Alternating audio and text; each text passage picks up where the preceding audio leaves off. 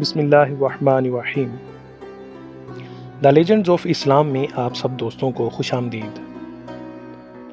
آج کی ویڈیو میں ہم بات کریں گے حضرت امام حسن اور حضرت امام حسین رضی اللہ تعالی عنہ و علیہ السلام کی دادی حضرت مولا علی کرم اللہ وجہ الکریم کی والدہ حضرت بی بی فاطمۃ الزہرا رضی اللہ تعالی عنہا و علیہ السلام کی ساس کے بارے میں، کہ جن کو ہمارے پیارے نبی حضرت محمد مصطفیٰ صلی اللہ علیہ وآلہ وسلم ماں کہا کرتے تھے۔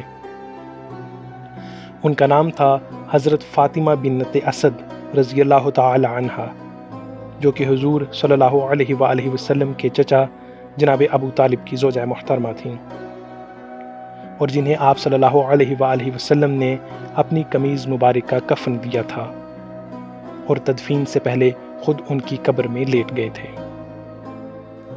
حضرت فاطمہ بنت اسد رضی اللہ تعالی عنہ کے والد کا نام اسد بن ہاشم تھا، جو کہ حضور صلی اللہ علیہ وآلہ وسلم کے دادا کے سوتیلے بھائی تھے۔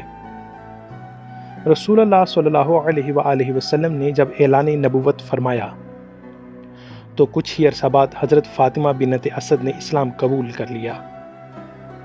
اس طرح آپ سابقون الاولون میں شمار ہوتی ہیں۔ اللہ تبارک و تعالیٰ نے جناب ابو طالب سے آپ کو 4 بیٹے اور 3 بیٹیاں عطا فرمائیں۔ بیٹوں کے نام کچھ اس طرح سے ہیں: طالب، عقیل، جعفر اور علی،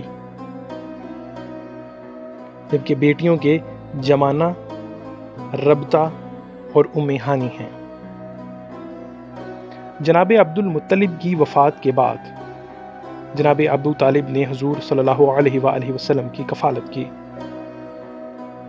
اور حضرت فاطمہ بنت اسد نے ماں بن کر آپ کی نگہبانی کی، اور جناب ابو طالب کی وفات کے بعد آپ کی دست و بازو بن گئیں۔ آپ نے حضور اقدس صلی اللہ علیہ وآلہ وسلم سے 46 احادیث روایت فرمائی ہیں۔ آپ کے ایک بیٹے حضرت جعفر رضی اللہ تعالی عنہ نے پہلی ہجرت کے موقع پر حبشہ ہجرت کی، جبکہ آپ نے 13 نبوی کو حضور صلی اللہ علیہ وآلہ وسلم کے حکم سے دوسرے مسلمانوں کی طرح مدینہ طیبہ ہجرت کی۔ حضرت علی کرم اللہ وجہ الکریم نے سیدہ فاطمۃ الزہرا رضی اللہ تعالی عنہا و علیہ السلام سے شادی کے موقع پر اپنی والدہ سے فرمایا تھا کہ فاطمہ بنت رسول اللہ صلی اللہ علیہ وآلہ وسلم آتی ہیں، میں پانی بھروں گا اور باہر کے کام کروں گا، اور وہ چکی پیسنے اور آٹا گوندنے میں آپ کی مدد کریں گی۔ اور اس طرح دونوں میاں بیوی نے حضرت فاطمہ بنت اسد کی خوب خدمت کی۔ ہجرت کے چند سال بعد حضرت فاطمہ بنت اسد نے وفات پائی اور جنت البقیع میں دفن ہوئیں۔ یہ بھی روایت ہے کہ آپ کو مدینہ منورہ کے مقام روحہ میں دفن کیا گیا ہے۔